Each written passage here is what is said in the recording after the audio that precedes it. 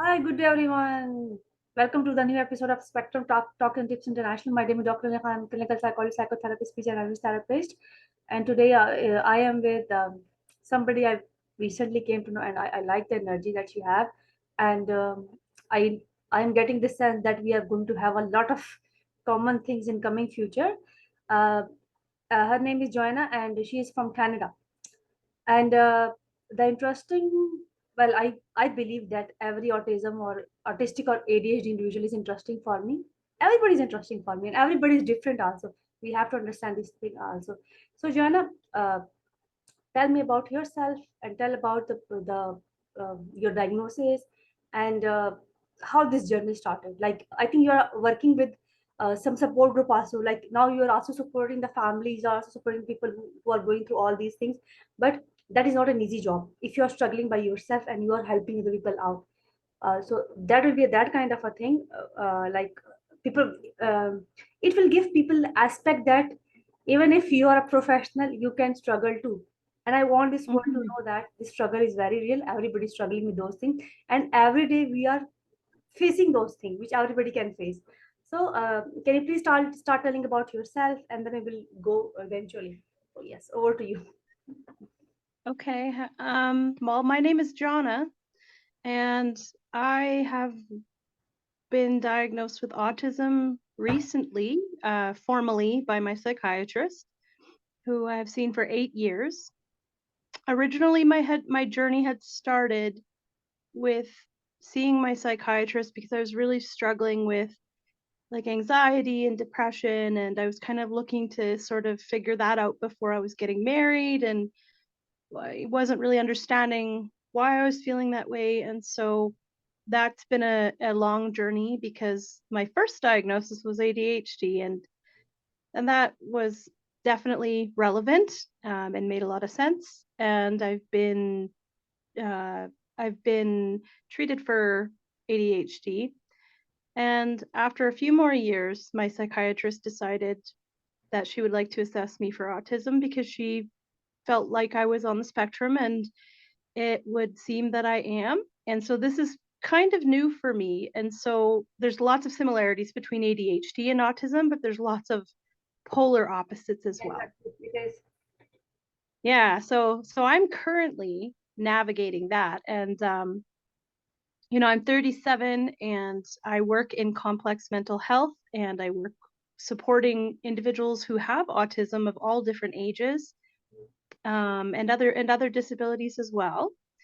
And it definitely was helpful in understanding what autism and ADHD can look like. But the truth is it's a very unique experience, and that's why, for me, it's really really important to have that support, to even if it's not just professional support but just natural supports, like a group of people who kind of get it.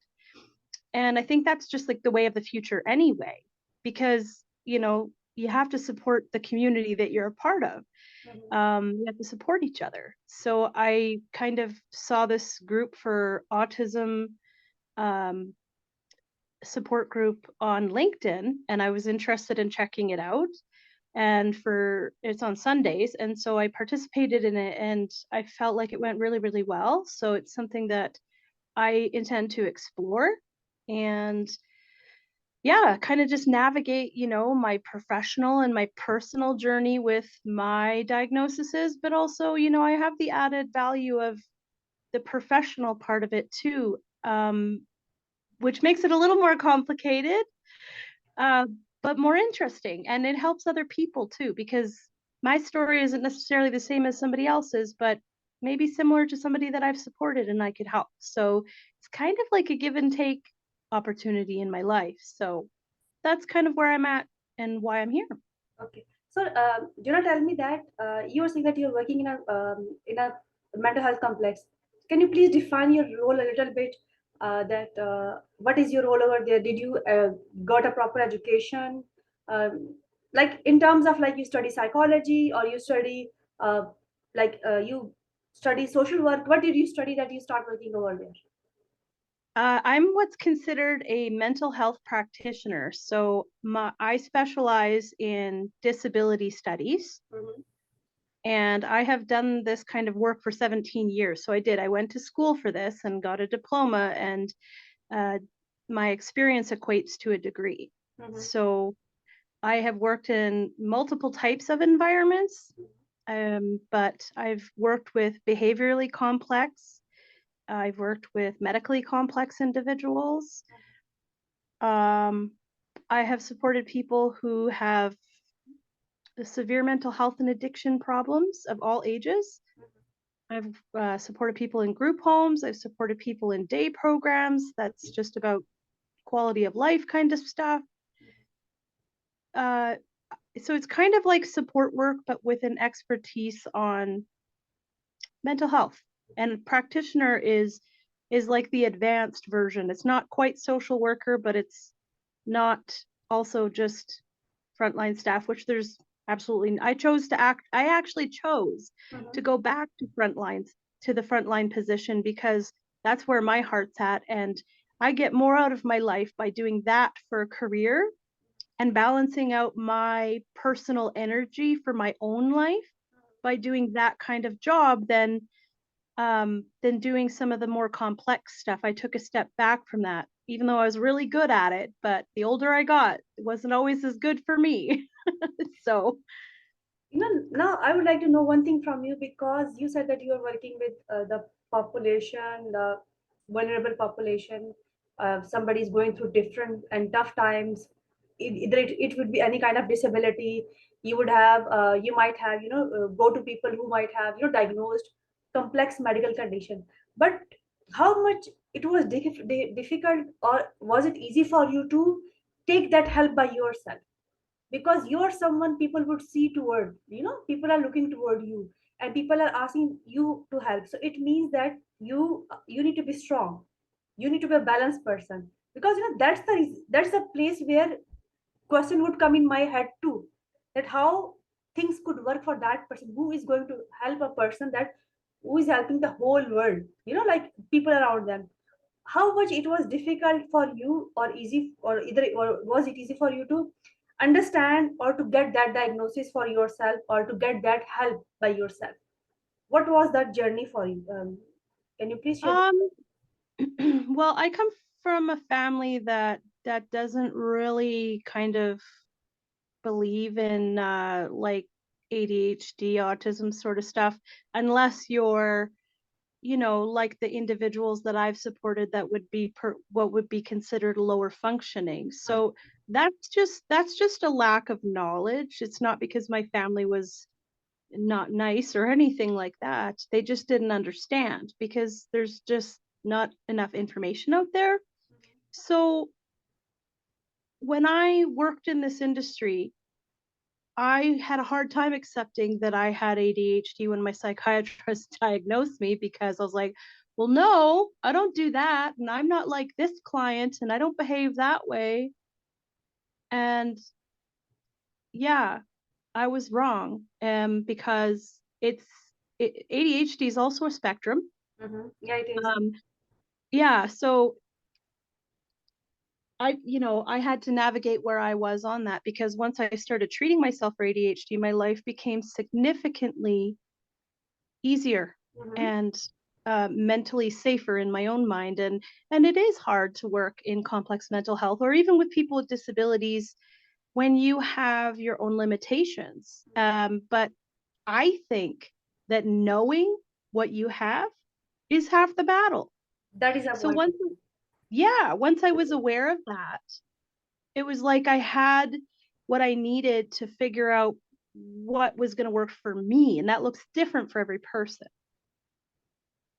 And So I saw it as an asset, but in the beginning it was like it kind of my mind was closed as well, and it was no, I'm not like that. Same with autism. Autism is a spectrum, and I work with people currently who have autism and they're older, mhm. like in their 60s. Like one of my guys is 60, and he is a fascinating human being. But I see certain mannerisms and I'm like, oh. I do that. You know, like So reflecting that thing, something is, and you can mirror yourself. And you know, when we're talking about, like you said that it was hard for you, and yes, it is hard. Like, you know, like from day one you are, like if I talk about myself, I'm working with autistic individual from day one, like since 2011. And till that time, everywhere it is autism, everywhere it is ADHD. Like, originally I was becoming a psychotherapist, I was more like thinking about working with adult client. I never thought of that I would work in that industry, or I would work for both. And with the passage of time, things got clear. But thinking about yourself, that you are the same, you have same struggle, because what we have read, whatever we are, because it is some form of hidden disability. Or if we don't, if we don't, do not call it disability, but it is some kind of hidden struggle that we are facing through. And people will not ask from you if you say that I am having headache or my stomach hurt. They are not asking for certificate. But if you ask, tell them that I can do not do certain things. We want reasonable adjustment. We have issues with with noise, color, and stuff like that. They're going to ask you to give, or you're hallucinating, like you're not feeling well, you're hallucinating and stuff like that. And maybe sometimes they would call you your narcissist, or you are self-obsessed. you know I think those are that. I think when I'm reading those are the terms that is coined because of people don't understand ADHD and autism. People don't understand that why a person is staying rigid on certain things. It's not actually rigidity. It's because a situation is known to them, and if they will act out of that situation, they will not act according to that situation. It's like that their whole life is turning upside down. So people need to talk about, because it's like, what I'm feeling right now, because you're also a professional, you will get this idea. I'm thinking about, it's like we have to challenge the whole perspective of mental health now, because things are changing rapidly. The definition of things are changing rapidly. And one day I read it somewhere that sometimes the depression and anxiety, that somebody come to you with depression and anxiety, like you were saying that. And remember discussion we were having some while ago, that you might be, diagnosed with PTSD, you might be diagnosed with, anxiety, you might be diagnosed with it, a depression. And it is somehow undiagnosed or unidentified ADHD or autism when you were a child. And a lot of possibilities are there. Like, there's like milestone are on time. If we talk about ADHD, it is above time. If you talk about autism, it is hyperlexia. Sometime, like you can read, because you're learning from imitation. You can write, you can read, you can, imitate people. It means that you can also reproduce that imitation also. It means that it is going to stay over here. So it make you intelligent person, because our education system is reading and writing.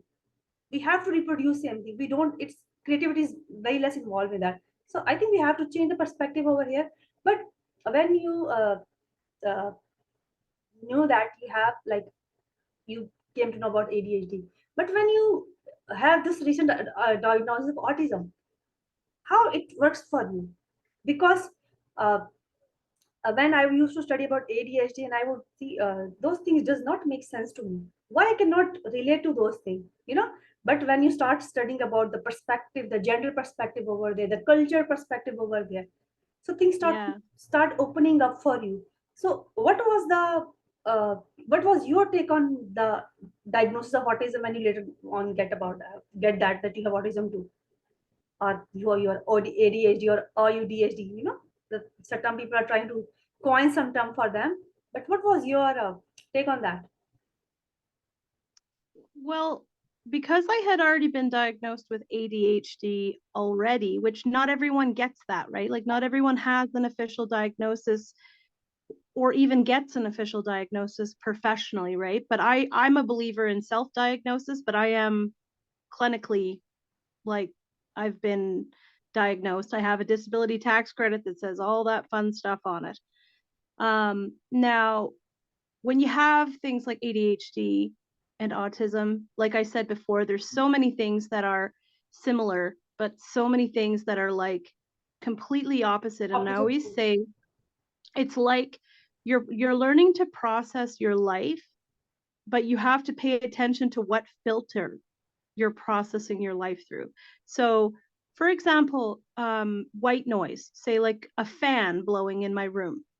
That can be very soothing for me if I'm processing whatever's going on in my head or my environment through the lens of ADHD. But with autism, it might drive me insane. So if I'm dealing with more autism traits and symptoms, that sound that is actually quite soothing for my ADHD can be very irritating for my autism.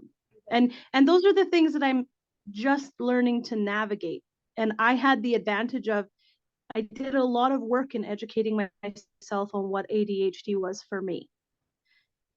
Now, because I had that advantage, autism diagnosis was a lot easier to navigate. And again, everyone's situation is unique, right? So for me, autism wasn't as hard for me to accept. It felt weird because I had to learn what the similarities and differences were, but it wasn't offensive. And I was a little bit offended when I got told I had ADHD.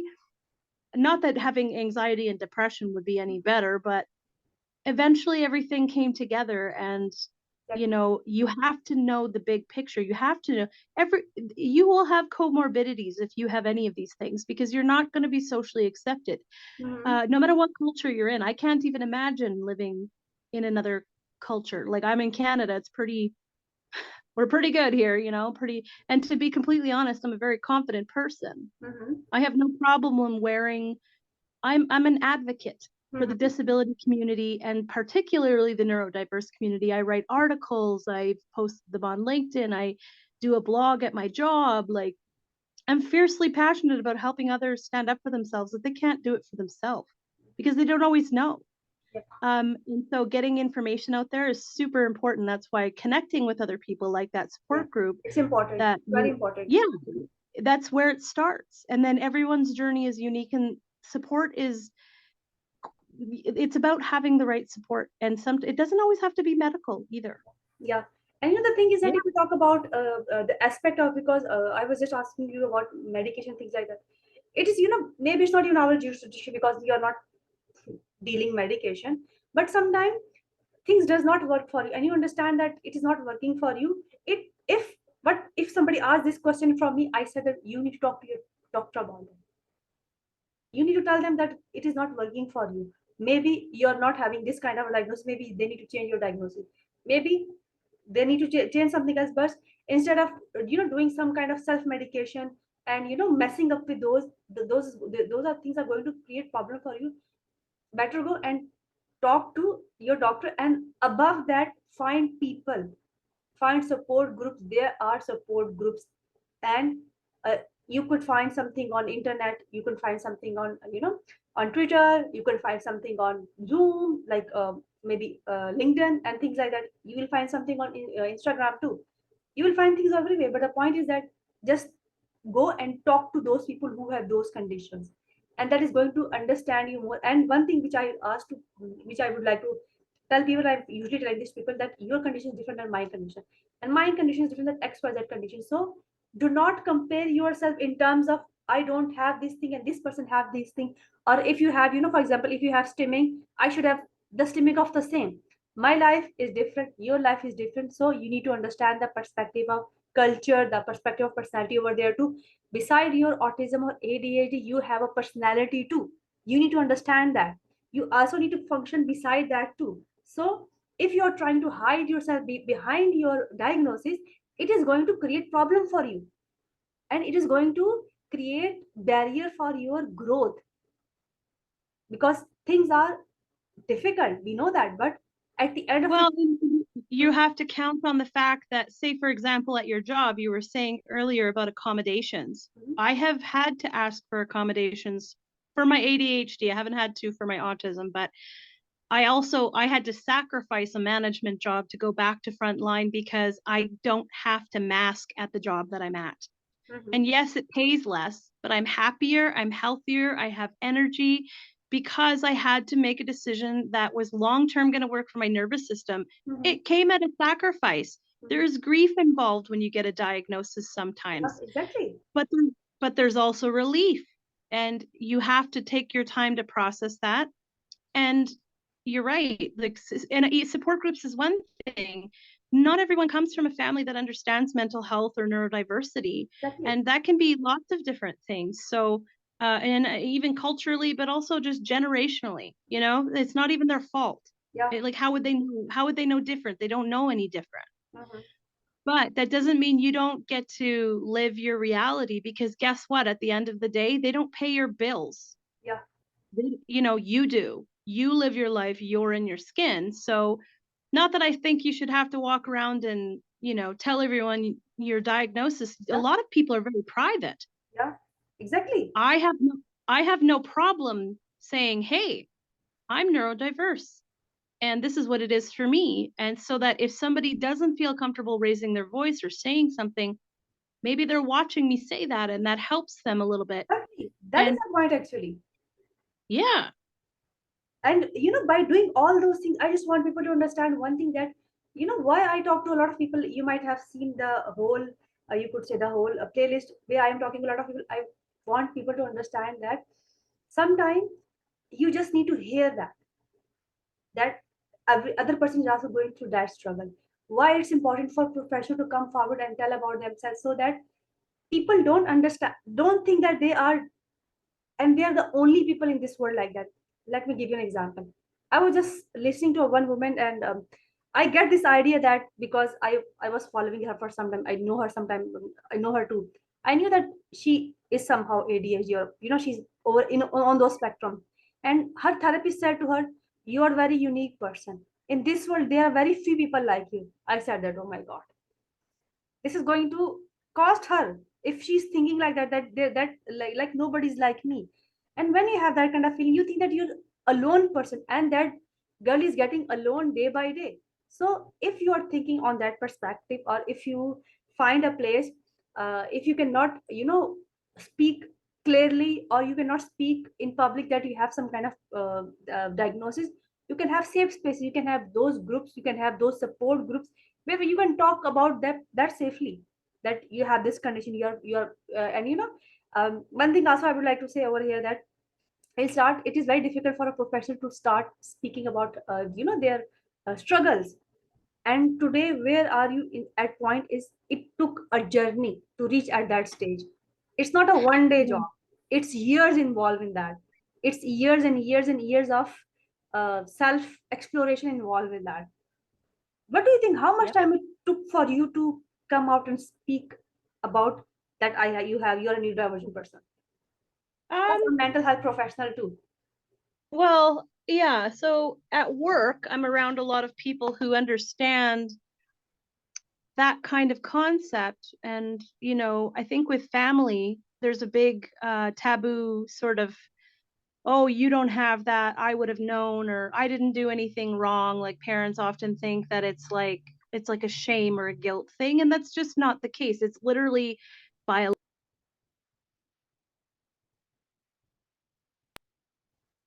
yeah. So long story short is just, I don't know, like,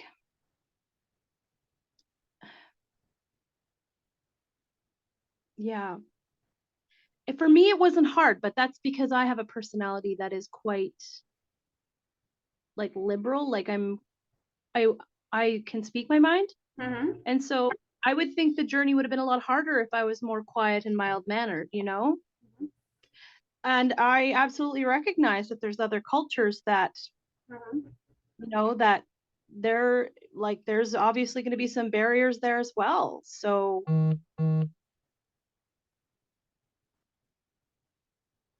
yeah, I think my thoughts around that are, it depends on your personality, but for my journey, it wasn't super hard for me to accept, except when it came to my family. And to be honest, it's not my family's responsibility to take care of my mental health. I'm an adult and it's my responsibility. And now when you grow up with neurodiverse things Mm-hmm. in your life, there are, I mean, trauma can happen. If Yeah. you're misunderstood, and you know, you can get yourself into some crappy situations if your executive functioning is not the best. Like, that's a real thing that I had. That's originally why I went to work through a lot of stuff with my psychiatrist when I first met her, who, like that's how, that's how it all started. But, if you don't address the root causes, which I think I was lucky that I got to address the root causes like in the beginning, and then it just led to, like, naturally, organically led to, oh, okay, well, yeah, that makes sense. Now, it's not my identity. Yeah, I'm exactly. I'm very passionate about it, but it's not everything about who I am kind of thing. It's not. It's as a matter of fact, knowing has really empowered me, the things that are good about it and that I can do. Like, I also met a gentleman today actually who has autism, and he's 21. I was training with somebody today, and he said, "When's your birthday?" And I told him what my birthday was, and he said, "You were born on a Wednesday." And I'm like, "Because I Like number was." games, you know? Yeah, and I'm like, there's things that I learned that have nothing to do with my experience with it, that are just fascinating. Do I see rumination and catastrophizing and negative aspects of it if it's not harnessed? Absolutely, but that's where the support stuff comes in. Yeah. Is, controlling the factors that you are able to. Yeah. And what I would like to say over here too is that with the industry that you are, and this is what my thoughts are also over here, that you are too much exposed to a lot of things. Like, people don't even understand, or they would not get this idea that a nervous system that is designed to be on fight and flight response, and they are Hmm. putting themselves in danger every possible way, and Yeah. they are coming out of that, and that is amazing thing, and that is a very brave thing.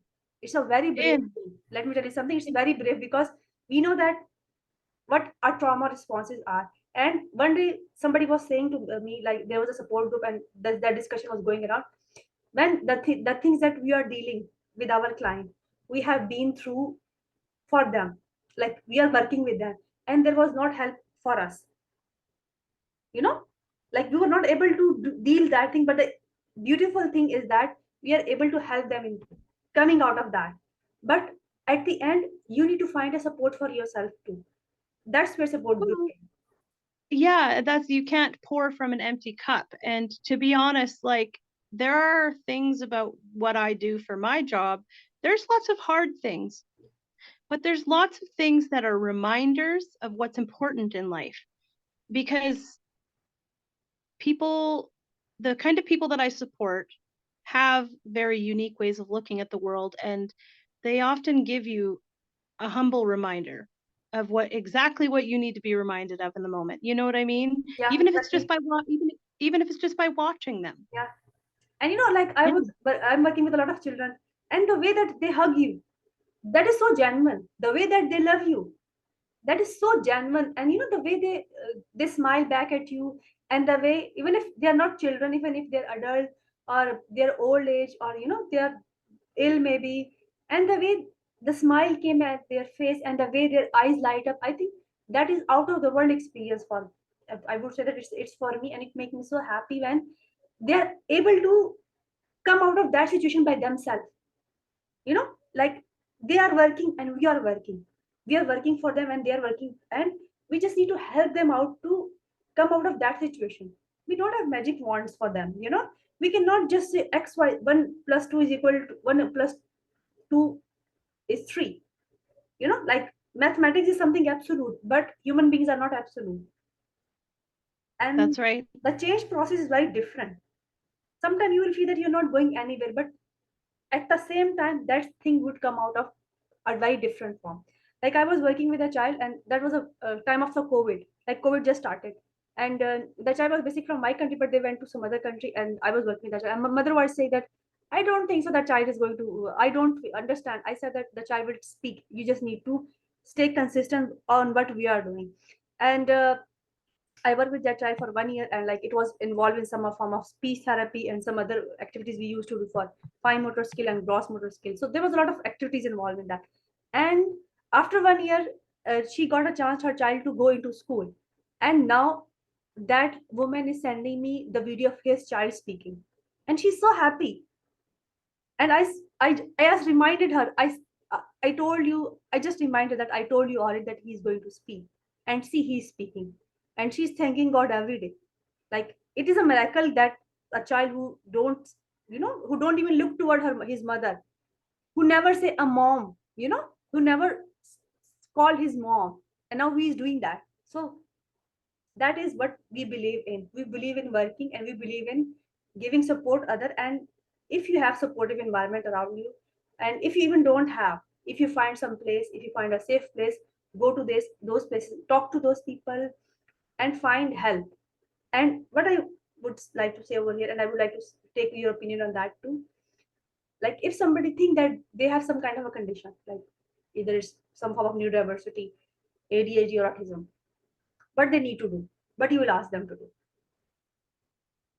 Well, I mean, I'm in Canada, so we're pretty fortunate where we have healthcare that you can go to the doctor, your family doctor, if you have one, and you can, talk to them about whatever issues you're having. And if you need to get medication and you have like insurance through your work or whatever, there's things there's things that you can get here in Canada healthcare wise where there's more advantage. My psychiatrist is actually through a free program. I live in Calgary, so it's a big city. Mm-hmm. And obviously with a big city, there's going to come a population that needs support financially. And so I had just bought a house and gotten married, so I didn't have lots and lots of money to give to a fancy psychiatrist. So, because this person operates through the provincial system, Mm-hmm. that's how I've always done it. And so for me, it was free. And I was blessed with that resource because it came across my path, in talking to another person about it and their experience. And it's never cost me anything. However, I do understand that getting diagnoses for ADHD and autism are not a small thing. They're not cheap, even in Canada, predominantly. There's another online thing in Canada called Talk with Frida. It's an online thing. I haven't checked it out myself, but long story short, it helps you get the diagnosis. But I think, in order to be supported, you probably have to pay, but you don't quote me on that because again, my situation is very different. Yeah, but the thing is that my point was over here is that if you feel that, at least for once, go to the doctor, for once, go to the psychologist, for once, go to the mental health professional and clear out this. If you are feeling something like that, if you're feeling that you might have ADHD, you might have autism, if you can. There's no shame in ever getting support at any point, even if you can't afford it. You got to find a way to get some kind of support because everybody, the younger generation. I just did an article, and one of the things that I used as a quotation, like sort of to quote, was 15 to 20% of Canadians in the workforce, so people who have jobs, Mm-hmm. identify as neurodiverse. So the article that I was writing was particularly about my job and how supportive that they have been. It's like the safest place I've ever felt. Like I don't have to mask. I don't have, like, if I need to stim, or if I need to, hey, I need to go walk around the block for 5 or 10 minutes. It's what's wrong with that, as opposed to someone taking a cigarette break? I don't Yeah, smoke. So why yeah. can't I go for a quick zip around the block if that helps me get through my day and makes me function better? So this is the first job I've ever had that's made me feel psychologically safe.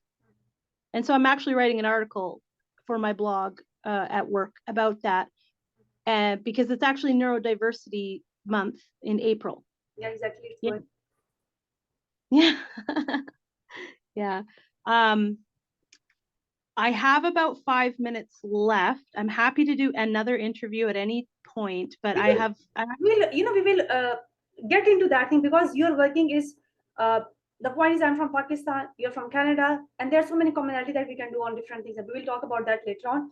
But I would like to thank you that you came today and you shared your aspect. And my perspective was to do this episode to let people understand that even if you are a mental health professional, either psychologist, either speech therapist, either psychiatrist, either you're working in somehow, either you're a social worker, the struggle will be there.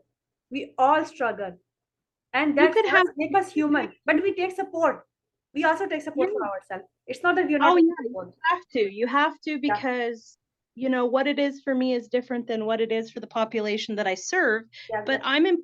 I'm important too. And I understand some people might be limited by their resources, but that's where things like this support group that is on Sundays is huge. And because it is when you find a free resource, and it's been a very supportive group of people, very tolerant group of people, and you're safe to talk about the real things that come with being a neurodiverse individual. So I think that these opportunities presenting themselves are the best avenue for, and then also just trying to make sure that you're in a relationship that's Yeah. psychologically safe, a workplace that's psychologically safe. It's so important for longevity. You can push through and everything, but ultimately, if you just want your life to be in your nervous system to be stable, those are decisions you have to make. Yeah. So, as I said before, I'm absolutely happy to meet with you another time about any other topic you would like. No, thank you so much for your time. I'm so happy that you talk about some real stuff, and that is the reason I talk to people and let them speak their heart. And we will talk again definitely. But thank you so much for coming, and thank you so much for putting the you could say the trust on the system, on the work that we do. So if we work for other people, we are also trusting the process, and we take that help by ourselves too. We find a safe place for ourselves, and we take that help. So with that note, thank you so much for Jonah for joining me today, and that was amazing talking to you. And I think we are going to start something very that much. I'm okay with that. And And thank you so much. Thank you so much for having me. Also, a big part of it is when you love yourself enough, it's about doing it for you. yeah, So that's a journey all on its own. But again, the support is what's important, and I think that's what we have going started here with the group that you run. So I definitely encourage anybody who sees this to check it out. It's on Sundays. I don't know exactly what it's on time, Sunday. but Sunday. yeah, no, thank you so much for inviting me. And then I would love to chat with you again Yeah, soon sure, and sure. We chat will with love you to do about some. any topic you'd We like. will love to do something together, and Yeah, either some culture perspective, either something because we need to be out there for people, and we need to make them understand that you have safe places to come to, and these are free resources that you can take advantage of. And at the end of the day, we want to have a supportive family for people. Like it's a global absolutely. phenomena. That's what I would say. That it's a global phenomenon. It's everywhere, and The way that I see it too is I had the support that I had through a free service because I'm blessed and lived in Canada, and that's something I'm fortunate to have access to. So in a way, if I can share information with other people, it's like paying it forward. It's like doing a good thing because a good thing happened to you, and I'm totally down with that. yeah, and Yeah. that's all we want to have. We got support, and we are supporting people, and that's what community is. So thank you so much for your time today, and see you very soon. Bye bye. Okay, take care.